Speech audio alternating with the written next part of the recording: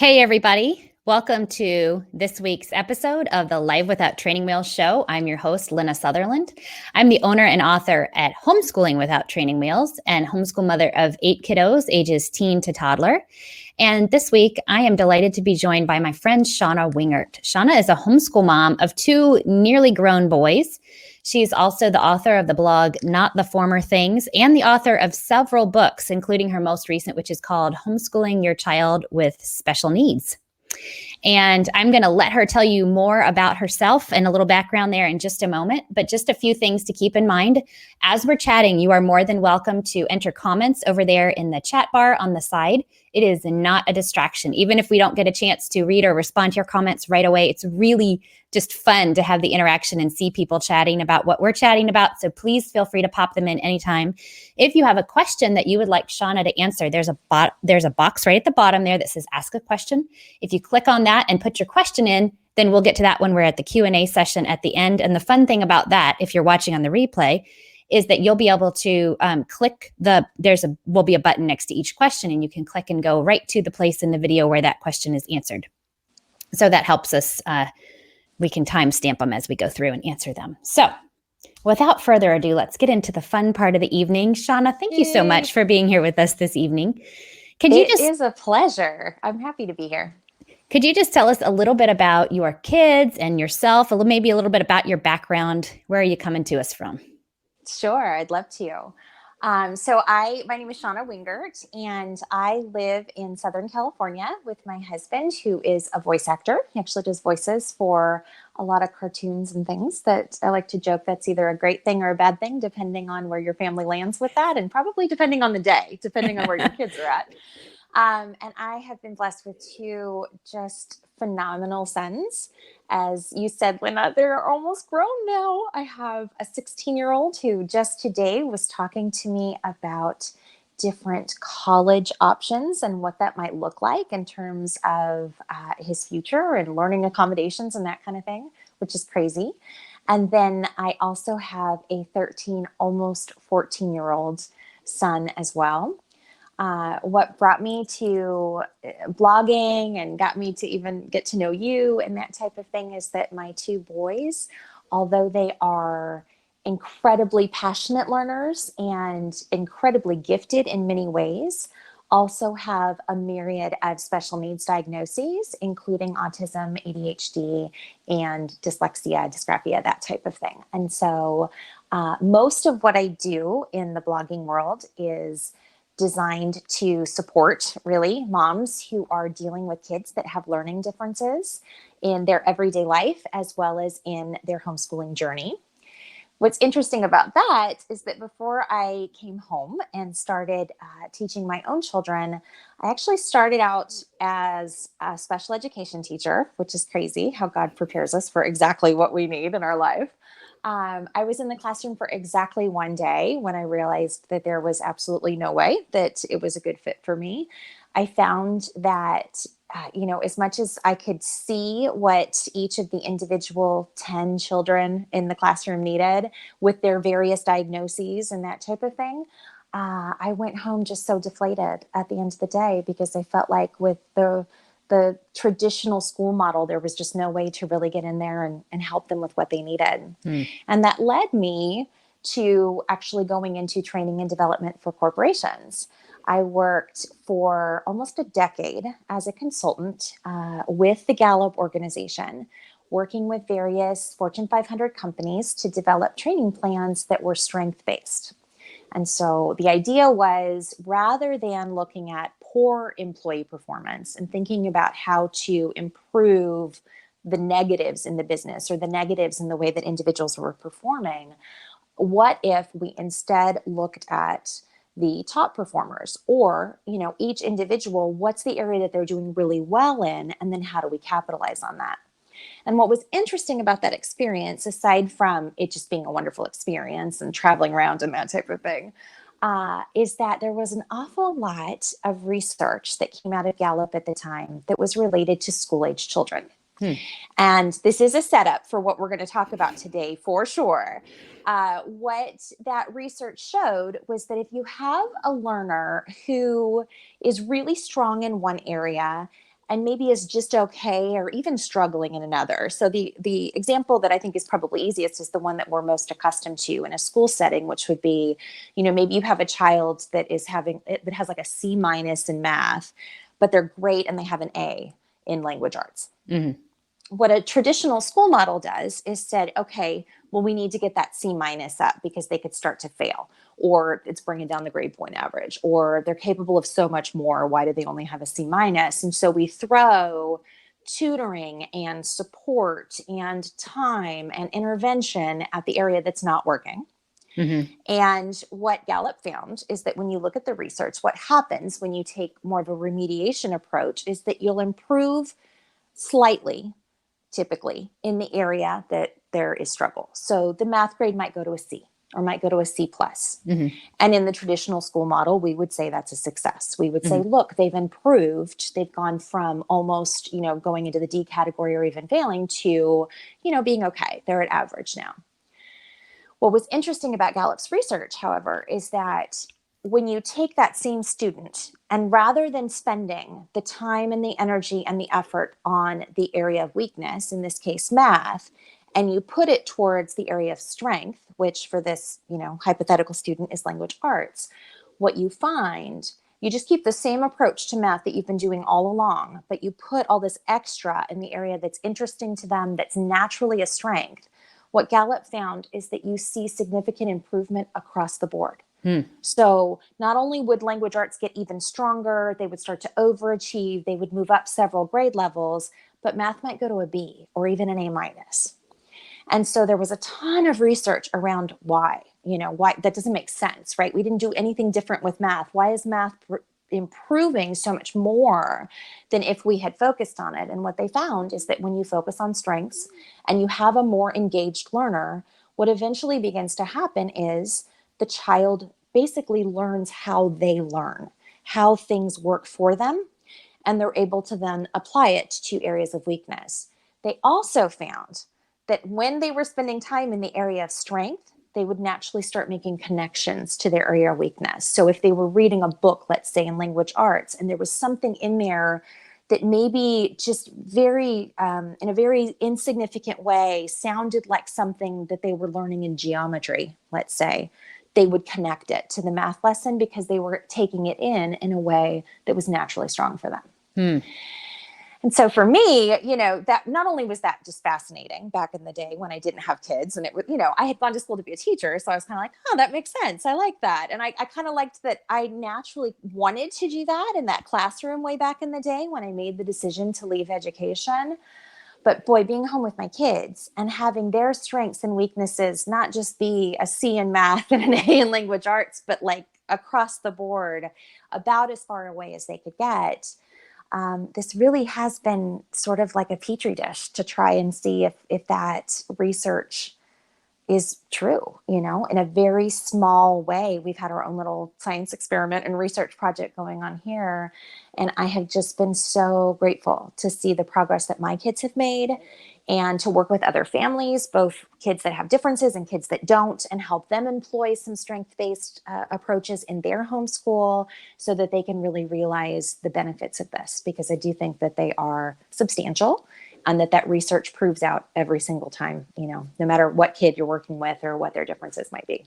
And so now I've known you for a few years, and you're going to have to help me with the timeline of this, but within the last couple years, I feel like you started offering more specific like consulting and support for families who are wanting to develop that strength-based model of learning. Yes. So just in the last year, I have included as a part of my website the Different by Design Learning program. And basically what that is it's an opportunity to do exactly what we're talking about today, to really think through your child or your children as the individual family or the individual child that you have, and come up with ways to more and more incorporate strengths and interests into overall learning. So I do consultant work one-on-one. I also do just learning plans where I have like a questionnaire that moms can fill out that gives me all the information that I need. And then I actually go in and create a 6-week learning plan to model what a strength-based approach would look like. And then I also have workbooks that moms can do on their own, because I firmly believe, especially when it comes to strengths, the only person that can do this is the mom. Like, it's not like I can come in and just say, this is what you need to do for your child. The only way that I'm able to help a family is because we as moms know our kids. We know what works for them. We know what makes them tick. Even if sometimes we're like, the only thing he wants to do is watch YouTube and play video games. That information is valuable in terms of figuring out what works for them and why that's interesting to their brain, and then what you can then do to get them back into learning. There would be no way that I would be able to do that without the innate knowledge and, I mean, really expertise that we have when it comes to our kiddos from being with them every single day. So yeah, I'm very excited to do that. And I just started doing it in the last year because it's taken me this long to actually see it work in my home. I feel like before that, it was all, we were doing it on a prayer and, leaning into that Gallup research and saying, at the end of the day, at least I know I tried. I did the best I could with what I had. And again, I've been very, very grateful to see the progress that we've had in our home, and really the joy that my kids have maintained throughout the process, despite some really significant learning challenges. I mean, like I said, our family sort of takes this approach to its extreme, which has made it a great training ground for me to be able to come and help other moms and even have conversations like this. Okay. So I love so many things about what you said, and all these kind of light bulbs are going off as I'm listening to you talk. So I was a public school teacher before I had children, and I taught in a regular, traditional second, third grade classroom. But I had lots of interaction with the special ed teachers in our building because we didn't have any specifically special ed classes. All the kids were mainstream, but the special ed teachers would work closely with the classrooms. And, our special ed teachers were fabulous. Like, you have to be a really loving, dedicated person to have a job like that long term. But even with these fabulous special ed teachers, I felt like again and again and again, the accommodations that were working were suggested by the moms, right? It's the mom coming in and saying, okay, I was reading this book and I found this thing, and could you please try? And would it be okay if we did it this way? So that's why when moms come to me and say, like, my child has special needs and the school says I'm not qualified to do that, so I don't know if I should homeschool, I feel like, and again, I wasn't the special ed teacher, but as the classroom teacher, I felt like all of the advances that were being made, and it wasn't because of some kind of lack on the part of the special ed teachers, but it's exactly what you're saying. It's that it's those moms who really know their kids. And as you were experiencing, like, amongst 10 children, there were 10 different individualized things that were needed there. And as moms, we have that gift of being able to, like, hone in on the ones that are given to us and know them better. So I love that. I love that. And your whole approach, like everything I've read on your blog, it's not just like, hey, I'm the guru, so listen to me and do this. It's really about equipping moms, encouraging and strengthening moms. Like, you can do this. Let me show you. You can do this. Okay. So my first question, which you beautifully answered right there in your introduction, was like, what does it mean to teach to their strengths, and how is that different than the traditional approach in school? So we have already there you go, check. That's good, because I'll talk a lot, so it's probably good that we get ahead a little bit so I don't waste our time. So just in case, I think probably we already have gathered this from listening, but specifically talk to us about, is this only for children who have special needs or some particular diagnosis?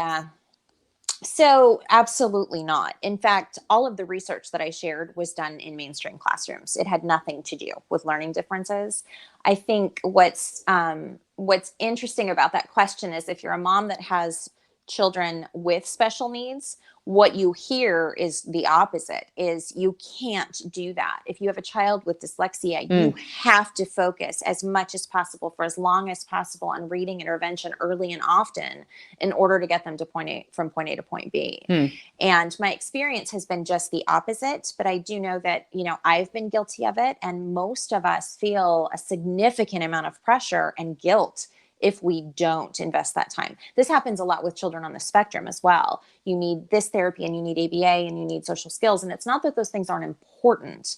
It's needing to layer in some areas of natural strength so that your child can develop a sense of confidence, can even develop a sense of confidence in learning. There's a lot of kids where if you only focus on what's not working, they think they're dumb. They think they're not capable of it. And, strength-based certainly helps with that. But if we take this out of the realm of special needs, it's even more so. I think you overcome that gap of, well, what about, the intervention that they need? And we get to just straight, here's how human beings learn.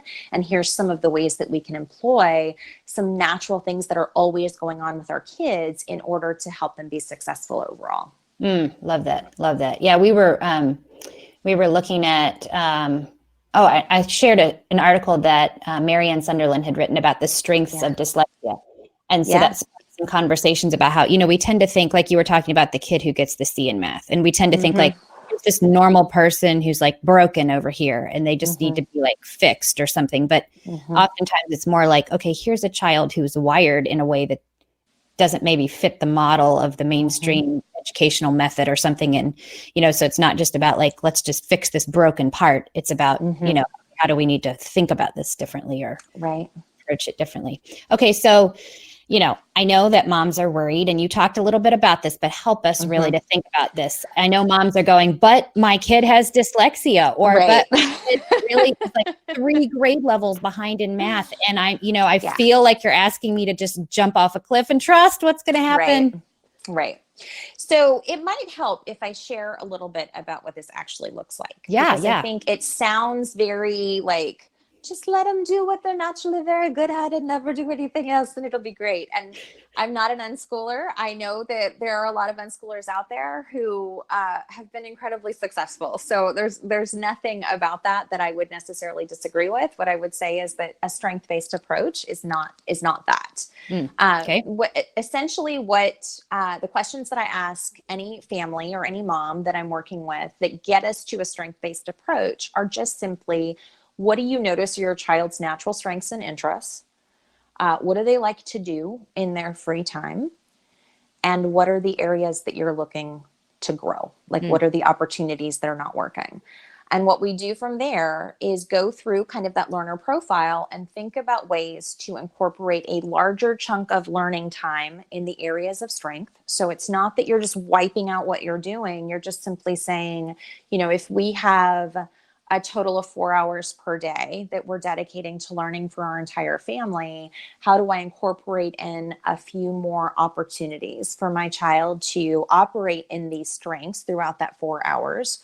How do I incorporate in opportunities for there to be, again, if we're thinking about a child who's really good in language arts, a lot more writing, a lot more reading, that type of thing. But we also look at, if the same child is struggling in math, what are some ways that we can naturally take what this child is good at or is interested in, like movement or jumping around or games, and incorporate that into that subject so that we can stay focused and continue to make progress without making it a big deal and without remediating.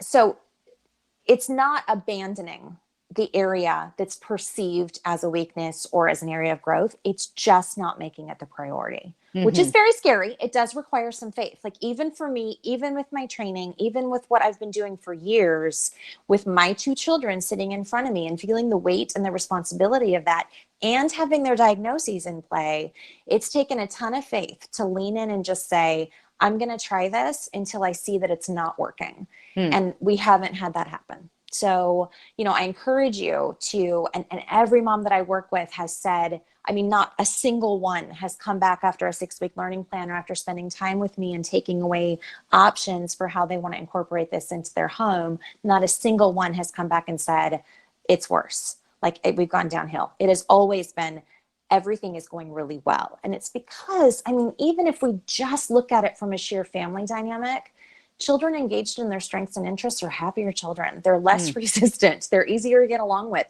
They get along with their siblings better because they're not quite so about all the things that they need to do. There is an element of progress that almost feels easy, for lack of a better word, when you do some work up front to think about how to incorporate this into your days.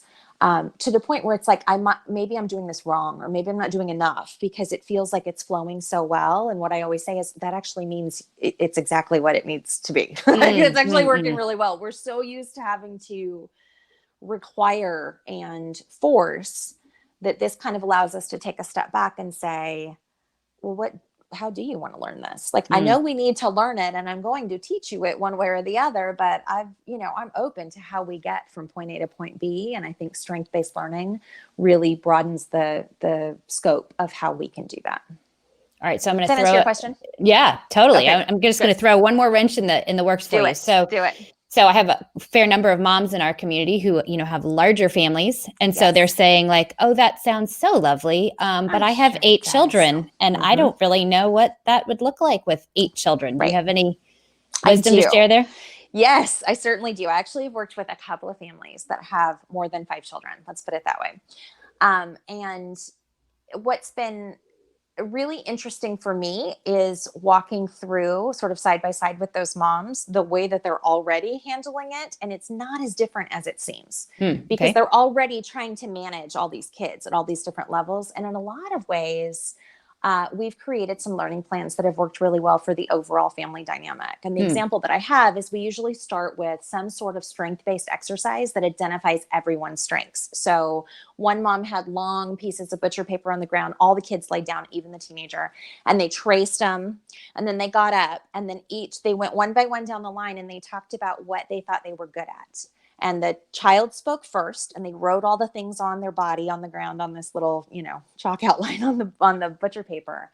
And then the rest of the family chimed in too. I think you're good at this, or I've seen you do this really well. And then we go through and then they hung them up and all that kind of stuff. What that does is it begins a conversation around what our giftings are, what we're naturally good at in our family.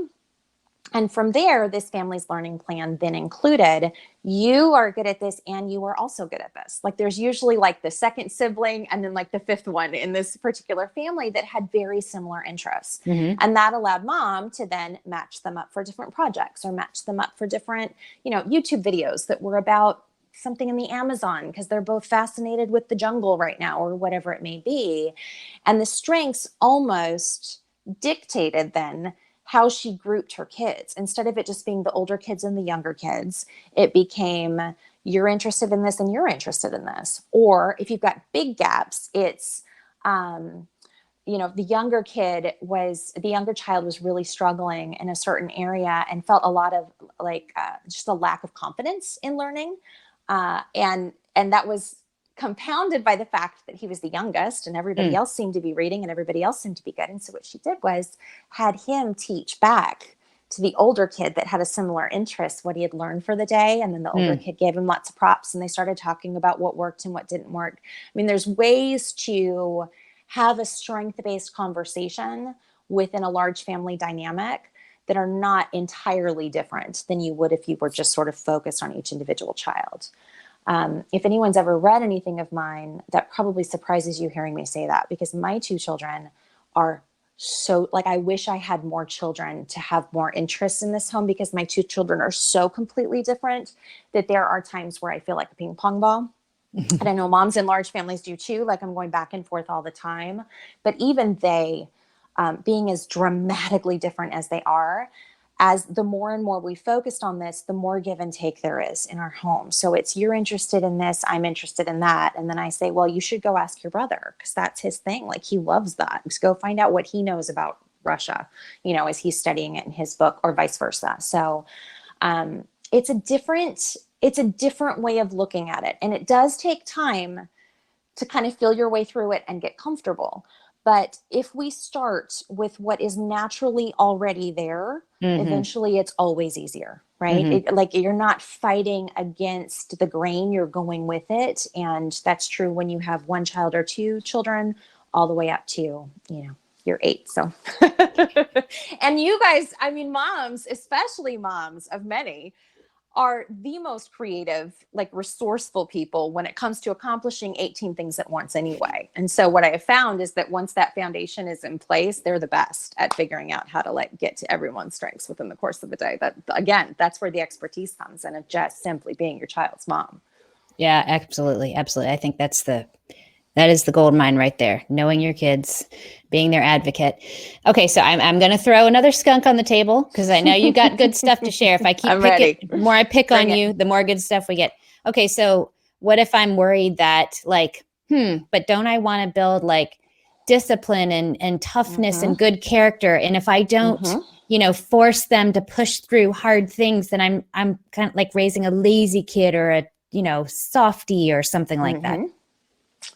So there's probably two ways I would answer that. I'm going to answer it just as a mom of kids that have a lot of differences that they have to struggle with and push through. And then I'll give you kind of the research-based piece. For me, with my kids, when I think about an area that's a struggle for them, what I want to reward is diligence and not performance. Okay. Because for my children, there are learning gaps that they may never be able to get to the level that the book says they need to get to. They might. I mean, I don't know. I definitely don't put limits on them. But what I'm looking for is the spirit of diligence, the spirit of showing up and working hard, even when it's difficult. And when you take something that is difficult and you allow your child to operate in their natural strength towards it, it is easier for them to feel a sense of accomplishment, even if they never perform to the level of another child or to the level that you're expecting.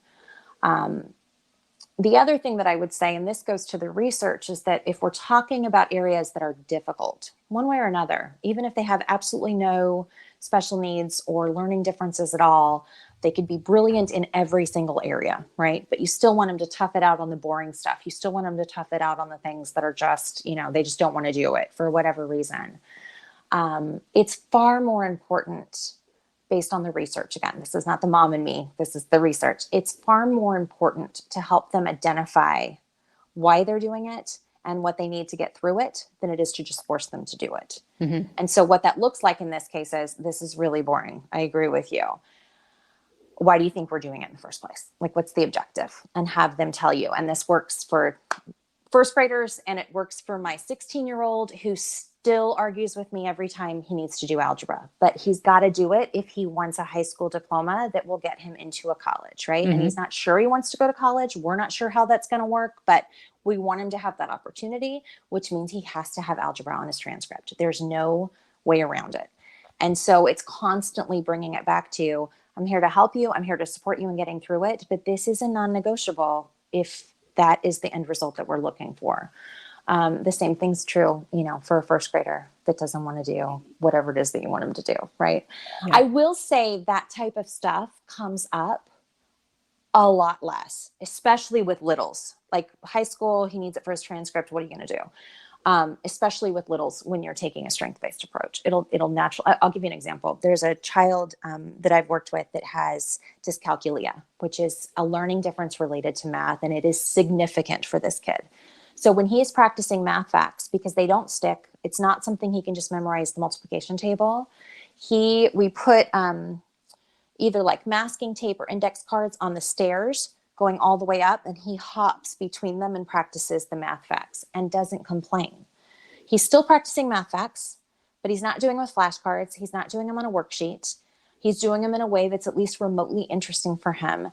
And we're finding is better able to help him retain the information because he's a child that likes to move. And that movement is helping his brain sync up and actually like hang on to those math facts more than if he were sitting there struggling, trying to be still and writing them out on a piece of paper. Mm-hmm. Again, it's just taking a strength-based approach to the area that is a concern and is a struggle. And if you do that, it removes a lot of that resistance and that character development that is unfortunately often a concern for kids, especially when they're that age. So absolutely. And I feel like there's never a lack of opportunities to work on character building. It's not like, well, if I don't force their face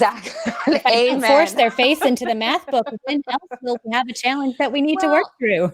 Yeah. And I agree with you. I mean, you bring up a really good point, which is is math really the place that I want to develop that? Or is it in our interpersonal dynamics? Is it in the way we're treating others? Is it in the way that we're getting work done with one another in our home? Is it, I mean, I think there's a lot of places where that can exist independent of just wanting your child to work on math because it's hard for them. So I agree. Yeah. Okay. Okay. So I don't know if you planned this or not, but you made this fantastic segue for me because the next thing I wanted to kind of, you just said, well, do we want to practice this more in like, relationship based interpersonal skills? So this strength based process, does this have application also not just in, the academics, but like in our emotional, social, behavioral skills as well?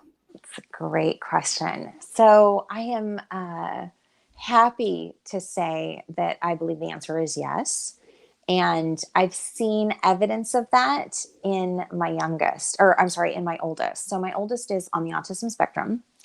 And again, all of this is applicable whether your kids have diagnoses or not, but I feel like my kids are great examples of the progress that can be made because there are deficits in certain areas. When we started homeschooling, we all get the socialization question, but I got it combined with, you have a child that has a diagnosis that includes social deficits, like actual issues with being able to socialize. And you're pulling them out of the only place that the world sees them socializing. You're ruining him. He's never going to be able to be functional. What I have found is that there's two things. The first is that he is much more capable of being social and interactive with others when he is speaking about shared interests. It's one of the reasons why I say match the kids up based on interests versus age, because they play well together when that's the case. They work well together when that's the case, because there's a natural interest there. So when he is with another child his age, he's almost 17, but he's always going to be my child. When he's with another kid his age, one of the ways that he has learned to engage socially, which is something that was very, very difficult for him initially, is through these interests and strengths that he has. He builds his own computers, he builds guitars, he loves to build aquariums. And so he'll kind of cycle through what his interests are until one hits, and then they talk about it for a little bit. And it's kind of like the little bit of just ease that he needs to be able to get into the conversation. And then it goes from there. And even if the child's not interested in talking about it anymore, he's more easily able to identify to that and move on, as opposed to if it was just, here's how you interact socially. You need to do this. You need to do that. Here are the questions that we ask. Did you shake hands? Like, that's typically how we teach kids to do this. I think that we in our home have been overwhelmed by how confident our kids are at these ages and self-assured and generous. And I think that has come from them being in an environment that celebrates who they are. For those of you that have kids that have differences and diagnoses, that can be really hard in the world. And so having them homeschooling, like you said, if you have moms coming to you that are worried about homeschooling kiddos with special needs, let me just say, one of the greatest benefits I see is that my kids don't see their differences first. Most of the time, they don't even see them as anything other than like a trait, like something that goes along with who they are. Because of that, they tend to be ridiculously confident in the world. They have a confidence in themselves. They feel like they can take things on that I never would have taken on at their age. They have a sort of a social confidence that I think comes from operating in their strengths for so long that now they're kind of old enough and out there in the world, they feel a lot more comfortable. Both of my kids take classes at a local private school in the afternoons, a couple of times a week, and they are doing phenomenally well despite their differences, because they're operating from a place of strength and not from a place of weakness or a place of feeling less than or even unsure. Like they're very confident in what they can do and what they're capable of. They also know what they are not good at. Like they're the first, my oldest he also has dyscalculia. He's the first to say, look, math is not my gifting, but if you tell me what you need, I can get it done on a calculator. Like I'm good. Like, and so there's confidence there, but there's also an awareness that, he's probably not going to talk to you about the algebraic equation that you're super excited about. Like we gotta find something else to speak to. So yeah, I'm pleased to say, and I love that question because I'd say that's probably the biggest benefit in all of this. Like independent, I didn't have a ton of expectations for my kids academically anyway, quite frankly, because of their diagnoses. And I've been thrilled to see the progress that they've made. But what has been the biggest blessing and the biggest gift is seeing who they've become as people, as men. And I'm grateful that this is the approach that God led us to take, because I don't know if that would be there if we had spent as much time as everyone told me that we needed to on all the things that weren't working. At the very worst, I feel like it would have been a lot less fun, the last decade that we've been doing this. I think it would have been for all of us, especially me. So, coming up on the end of it, which is really weird to be the mom that's coming up on the end and getting ready to graduate a child next year. That's probably what I'm most grateful for in terms of this approach, is the way that it influences overall our kids, not just their performance in math. I love that. That is really quite beautiful. And would you say that, I talk a fair amount with my audience about sibling things. Mm-hmm. How does this, just zone in on that for us a little bit, especially when you have children, you were saying, who are different, or they maybe don't naturally like, cats and dogs. Yeah. My kids are cats and dogs, and they fight like cats and dogs often. What I will say is that because this is sort of a part of our family culture, and because this is just language that we use, they're aware of why they struggle. Like my youngest likes to move and be really loud. My oldest has sensory issues that make him crave silence and no movement. So you put the two of them in a room and it's going to be difficult. Mm-hmm. I told you what my oldest interests were. My youngest is animals, as loud and stinky as possible. Like you put the two of them together, it's not going to be good. Right. So there's a lot of conversation in our house about, well, this is what's interesting to your brother. So I know you want to do that right now. He wants to do this right now. How are you going to compromise? Like, who's going to do what first? And they have learned over time to just go back and forth and mediate themselves. Like, they don't even need me most of the time to have to get in the middle of it anymore. But let me just be clear. Like, there were years of like me literally feeling like I was like the referee in the ring, like having to keep them at opposite ends while I was talking them both down. There were a lot of like, you are aggravating the situation so much, you just need to go to your room. Like, we did all of that. But there was always an undercurrent of communication and respecting each other's interests and differences, and trying to empathize with that, trying to understand that just like this is this way for you, this is how it is for him. It just looks different for him, right? And so, as they get older, there's a lot less fighting. There's a lot less throwdowns, which is good, because they're teenagers now. Like, they could do a lot more damage. So I'm grateful that we've made the progress that we've made. But I mean, I think the biggest thing is just that culture and that conversation around strengths and interests, and respecting that and making that kind of an important thing. If every child feels that, then, and no one's left out of that, like, this is just how we are, this is who God made us, this is what we do, then over time, it's not, I wish it were pie in the sky and we could sprinkle some pixie dust and they would be amazing. But over time, I see that they develop a respect for it and an understanding. And it sounds like, as you're saying, all these conversations that you've had over the years, they're going to go off in life and work with people, or maybe marry people, or, who are different and maybe not in the same ways. But, so if you had spent all your time saying, that's it, I'm laying down the law, you're doing this, I make the rules, so there's no conflict, you wouldn't really have handed off to them those skills of like, okay, but think about it from this person's perspective, and how can you communicate with them about it? Right.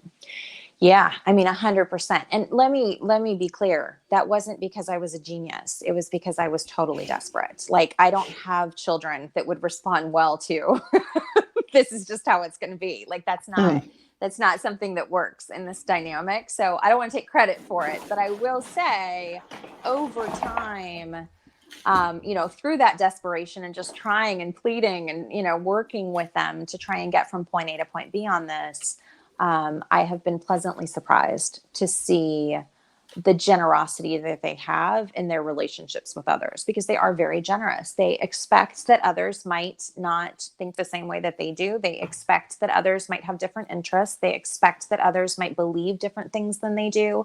And they're generous in that ability to still connect and still relate. Like, they just allow that without it being a big deal. They don't worry about it too much. I mean, what a gift. So Right? much more important than walking out of the house knowing algebra or whatever. That's Not that isn't, yeah. Okay, Yeah, hold on that just a is second. one thing. Oh, go ahead. You can keep talking. I just realized I forgot to plug in my laptop before we started, and it's about to die. So, that would kind of be a party pooper. So let me do that really quick. Right. Okay. I just died and left the conversation. So, okay, go ahead. We're good. All plugged can't in. even remember what I was going to say. I have no idea. I'm glad we you might have come. I think we were wrapping it up. It was good. Okay, so what I'm going to do is I'm going to go ahead and we've got one question so far. If other folks have questions, please feel free to drop them in, but we'll start with this one. So Lainey says, what advice do you have for discovering strengths for a child with extremely narrow interests? Yeah, that's a very good question.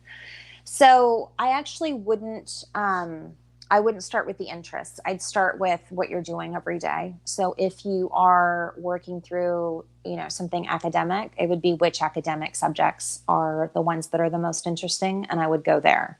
So using our same example, if you've got the child that naturally is just interested in language arts, I would spend some time there to figure out their interests. So which books are they interested in? What do they talk about when you're looking for comprehension? Like, what are the things that stand out to them? Are they talking about the places? Well, maybe you could bring in some maps. Are they talking about the people? Well, maybe they can play dress up more, depending on their age. Are they talking about the animals? Well, now we can have an animal study. Like, I would actually, if you don't know what the interest is, if the interest seems like it's just this one thing, or they just kind of just do what everybody else in the family does, I have no idea, I would actually reverse it and start with the subjects themselves and go with the one that is the easiest for them. Okay, Lainey says this child. Oh, I see. Star Wars and Legos. Yay, Star Wars and Legos. Okay, so I would go with Star Wars and Legos then, if that's what you have. So it looks like we've got some learning differences across the board. Okay, yeah, this is true of especially the Legos. It's and Minecraft, Legos and Minecraft and Star Wars, by the way, come out a lot. So what I would start with in that scenario is I'm a big proponent of audiobooks, particularly for kids with learning differences, but pretty much across the board, especially if you have a large family, that you can turn it on and you don't have to be the one reading all the time, and they can kind of take whatever they're going to take from it. I would have an audiobook going, and then I would ask the child to build something for me based on what we heard in the audiobook. And that would be how I would check for comprehension and see what they come up with in Legos. Star Wars is great because there are a ton of random books on Amazon that you can get used really cheap, like, the 63-cent copies where you pay $3.99 for shipping, that type of thing to inspire reading. If he's adamant about not reading, then it's just, let's take some favorite quotes from Star Wars and write them down and put them up on the wall and read them and say them in funny voices. And you don't do this forever. Like, I think that's the other thing. Whenever we start a learning plan, it sounds like it's so basic. Like, well, what happens when? This is just a way to start opening it up a little bit. It's a way to get in there and start allowing you and your child to learn a little bit more about each other and how you want to progress in this way. I will say Pinterest is a dream when it comes to this type of stuff. If you go on Pinterest and just type in, you don't have to have like your own stuff or anything like that, but just go in and type in Star Wars learning activities or Lego learning activities, and you'll get about 1,000 of them.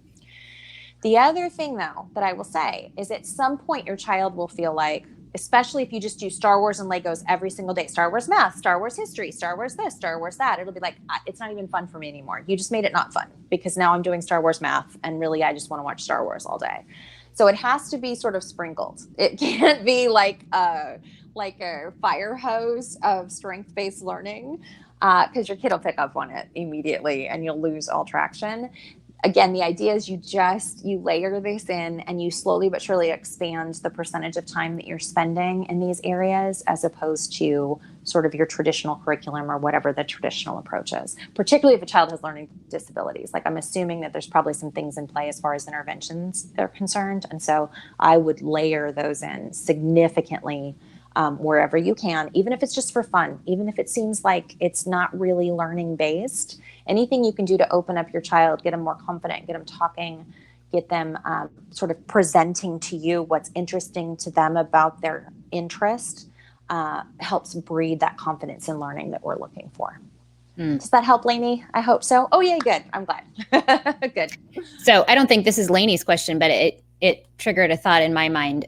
Did you find that when your children were younger, it wasn't necessarily like you were saying your son likes to build computers and he likes to, build guitars, but like when he was 7, it might've been like, what are his interests? I don't know. That's how it's been for my kids. Like, it feels like it takes a while before. It does. Here's the thing. With my oldest son, actually with both of them, when you have kids with differences, they usually have rigid perseverative topics that they're interested in. So in my case, they've been ridiculous. Like, water treatment plants was one of them when he was 7. Like you said, 7. And I'm like, that's it. Oh my gosh. Do we have time for me to tell this quick story? Yep. This is an example. This is an example of what it looked like. When my oldest was like 5, we went on a plane ride for the first time. And he was fascinated, not with the plane, but with the placard that shows the emergency exits and that type of thing. And when they did like this aircraft is equipped, he picked it up and he followed it and he watched them. He didn't want to let go. He had a meltdown on the plane because he didn't want to leave it. And the flight attendant was like, just take it. It's fine.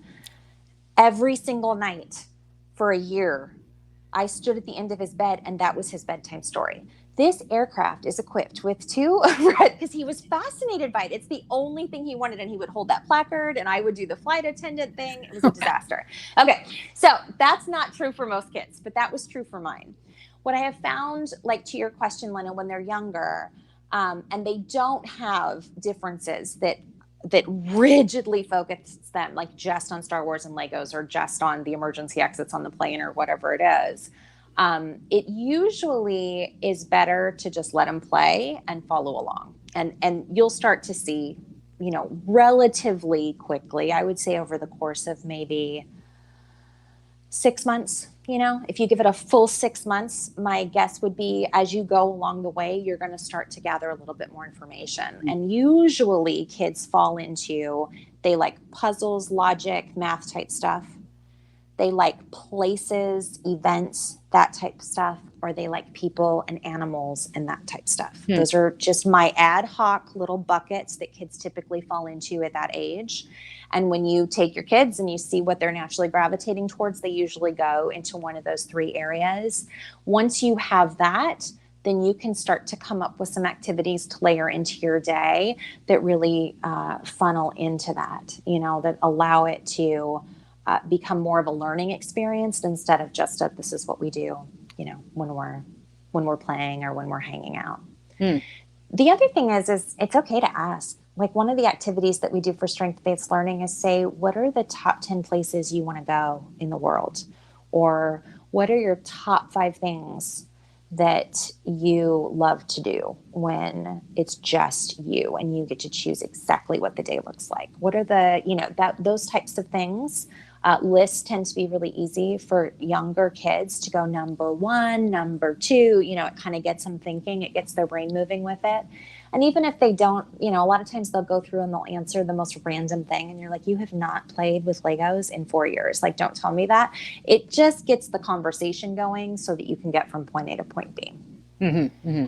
And I mean, there's no wrong way to do this. Like, I will say that too. If you're not sure, pick an activity, pick something that you think might work for them. And if it works, then do something similar. If it doesn't, then maybe try something else until you get to the bottom of it. Like, it never hurts to try and figure this out. I think it works well for our hearts as moms, and it works great for our kids in terms of building their confidence. Love it. Love it. Yeah. Lainey says he moved from Dora the Explorer to Star Wars. He was 4. So we are going on 15 years now. Yeah. Mine went from Dora to the plane to water treatment plants. And then ultimately that evolved into aquariums, and aquariums are still around. So I feel you, Lainey, right here. I get it. All right. Beth says, what does a strength-based approach for high school look like when you need to keep a transcript and college and trade school in mind? Yes. So I am deep in the throes of that. As I mentioned, I have a child who is just now, for the first time in his life, thinking college might be something that he's interested in. And fortunately, probably because I'm a blogger and type A, I've been keeping a lot of documentation and been doing transcripts for him all along that are pretty extensive. So here's what I would recommend. And I don't know where you're at in terms of your transcript process. So I'll just tell you what I've done and the way that it's worked, because I've been, again, overwhelmingly pleased with what the results have been. You still have the basics, right? The basics for graduation are going to be language arts, math, history, science, the regulars. What we've done is we've allowed at least one semester of both of all of those courses to be something that's related to his interests, but still in the umbrella of that particular subject. So for science, he did actually did a whole year of marine biology because he was interested in aquariums and was building aquariums. And that goes on his transcripts, and it totally counts. Mm-hmm. There is a sample of this on my site somewhere. If I can find it, I'll send the link to you, Lynna, and you can send it out. It's been a while since I wrote it, and I think it probably could look horrible. So maybe I need to update it first before I send it. But if you go to your state's Department of Education website and type in classes offered in language arts or something along those lines, or even just say, what are high school classes that count for science credit in the state of, for me, it would be California. What came up was like a list of things that you wouldn't think of and that a public school would not traditionally offer. Same thing for math. So there was a logic class, there was money math, there was consumer math, there was business math. There were things that you don't necessarily see offered in a public school, but that are absolutely meeting the state requirements for those. And those are the ones that typically have worked really well for my son in terms of his natural strengths. And so I'm trying to think of another. My son is fascinated with the Cold War and Russian history. He has been for a long time. And so we've done world history, we've done Russian history, we've done Cold War history. There's nothing that says that doesn't count. It's just for some states, you've got to have U.S. history and you've got to have world history. So in his case, he's got 3 years of world history and 1 year of U.S. history. His transcript actually looks so much better than it should, I guess. Like if you compare it to what the poor kids are doing down the street at the high school, it makes me feel bad because he looks amazing. I mean, he could get into Harvard with this transcript because he has had such a diverse approach to his learning, and we have been diligent about capturing that in a way that makes sense for his transcript.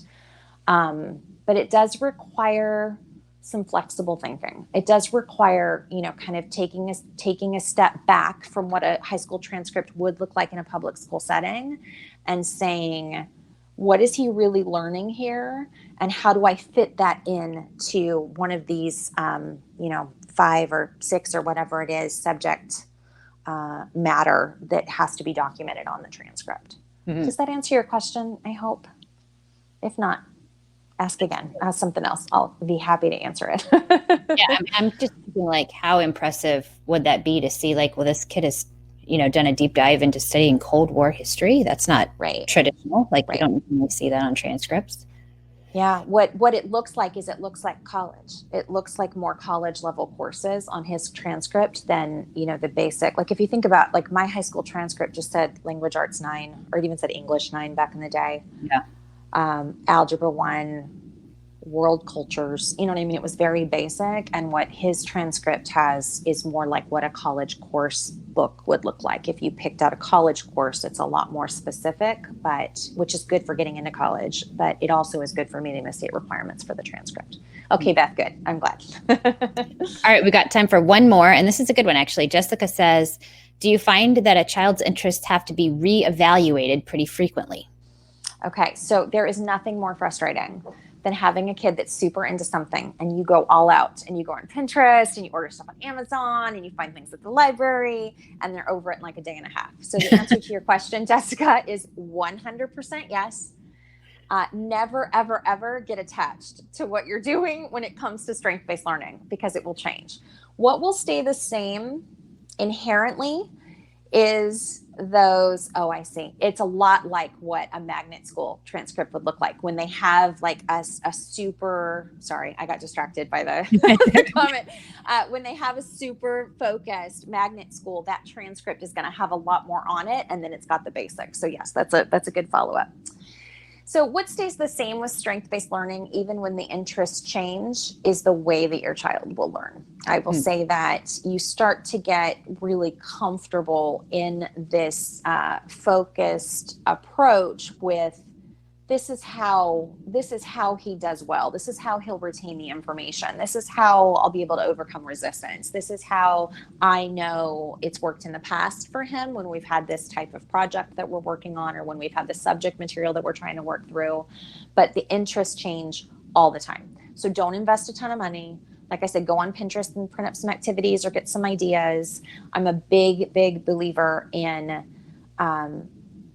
it being more about the dynamic and the conversation than any of the materials of the books that you're using. And so most of the learning that I see happening in this respect is a lot more about asking curious questions like, why do you like that? Like, what's so interesting about that to you? Or tell me what you learned when you were watching that YouTube video. That sounded fascinating, and having them do it back. And then that then gives me information for the next day, right? For the next week or for the next month in terms of where we need to go.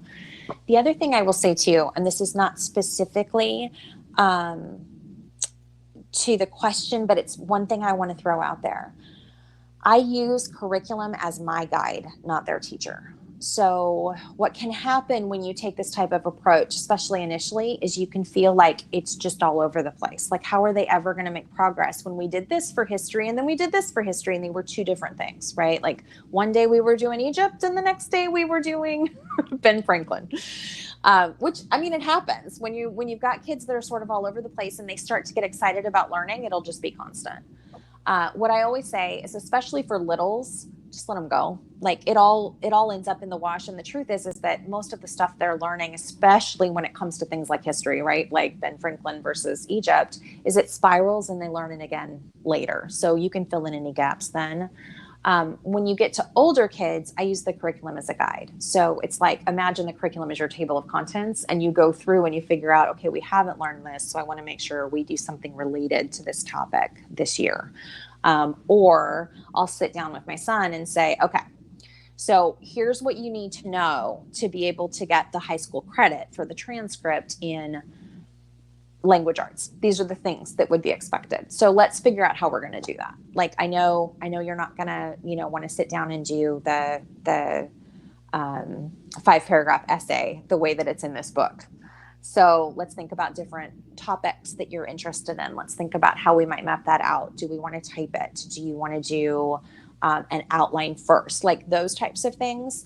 The curriculum is a guide that I use to help fuel the strengths and the interest approach. It's never what we do, because it, with my kids, it just can't be. With your kids, it might work, but I would still try and layer into it then. Like if you're using the curriculum as what they're learning, there may be ways to layer in some strengths into that, especially when they're older.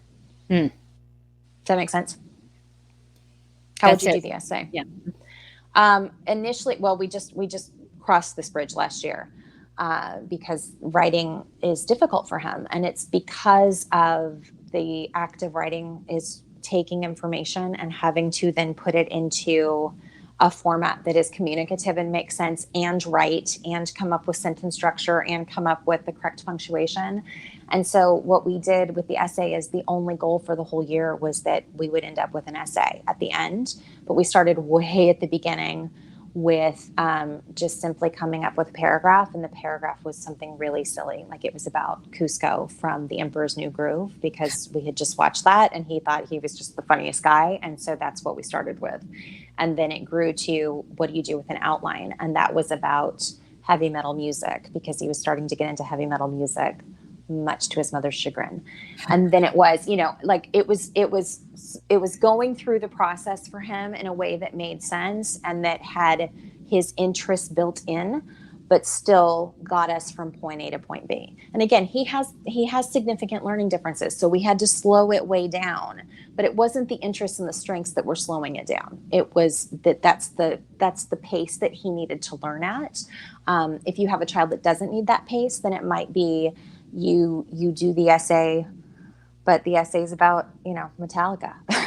like it doesn't, if all you're looking for, if your learning objective is that they can write a proper 5-paragraph essay, then it should not matter what that essay is about. In fact, I would argue that nothing feels more stifling to me as a writer today, and someone that is, trying to figure out how to make a living from writing, than having someone tell me this is what you need to write about. It's the worst feeling in the world to sit down.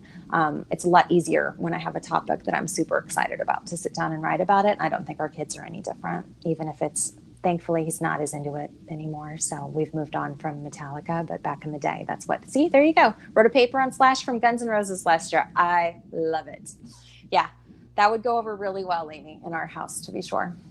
Yeah. So, as you said before, a lot of moms are already doing a lot of this. Absolutely. So just like what Lainey's saying, there you go. Mm-hmm. He read a paper on. But here's the thing, and it counts. Like what you're doing counts. You may feel like that's less than, like, all he would do is write a paper about Guns N' Roses. And what I would argue is he's going to be more proficient at writing if he has the ability to practice it in ways that are strength-based and interest-led for him.